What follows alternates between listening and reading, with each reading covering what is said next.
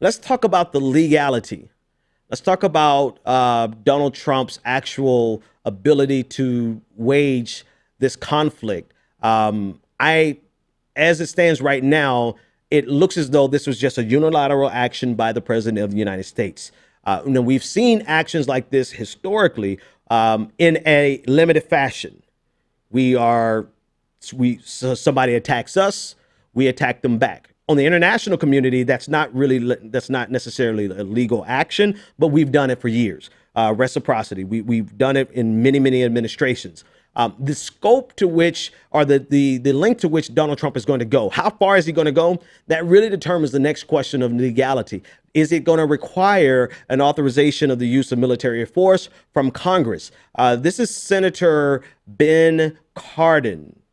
Yeah, I remember. He said of Donald Trump, he said he has no authority to go into Syria against the Assad regime. This is according to BuzzFeed News. He said, saying that the president needs congressional approval, preferably in the form from a new AUMF, authorization of use of military force, tailored towards Syria's chemical weapons. And this is Ben Cardin, the senator, Democratic senator from Maryland. This is true, right? We've seen historically presidents have overreached their authority, have ignored Congress, and not just ignore Congress because they want to ignore Congress. They've ignored Congress, particularly President Obama. They've ignored Congress because Congress doesn't want to go on the record for any war, specifically post-Iraq war. President Obama requested an authorization of use of military force in 2013 in Syria, and Congress voted it down. Congress voted it down because some people genuinely believe that we should not go to war in Syria or not give this authorization of use of military force, but others did it because they don't want to be on record as saying we should go to war. Because politically, that will follow them the rest of their political lives. Ask Hillary Clinton and her vote for Iraq in 2003. And so Donald Trump, the question of whether or not of how far he goes really is what we're going to have to decide. How is he going to carry out this action?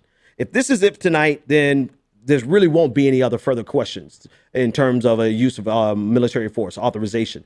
But we've seen historically throughout American history, we saw with the Korean War, we saw with President Obama in Libya. We've seen the United States president willing to go without the permission of Congress or without the authorization of Congress when they are joined in a United Nations coalition. All right, that's what we saw. France led the airstrikes against Libya. The United States allegedly led from behind, but this happened without the authorization of Congress. But it was underneath the cover of the United Nations. We've seen this historically. We've also seen historically where a president will get us into a war, won't call it a war, but it actually evolves or devolves into a full-blown war, and the authorization of use of military force comes after the fact. We saw that particularly with Vietnam. We were ensnared in Vietnam for a few years before the actual authorization of use of military force came. In that case, and usually in those cases, Congress will go on the record with a AUMF in order to limit the scope of the president's actions. In other words, a president gets us into a war, and so far all of them have been he gets us into a war, and in order to tame the president, Congress comes after the fact and tries to limit the reach and the scope of the war. But tonight, we really can't say where this goes from here. If he continues, if he escalates, if he puts more boots on the ground that he already did a few weeks ago, then we really are asking the question whether or not he has the legal authority to carry out this war. Has he gotten permission from Congress, or at least the authorization of use of military force, or is he going to use an international coalition without the authorization of use of military force? Those are the questions that we'll be asking pretty in-depthly over the next several weeks.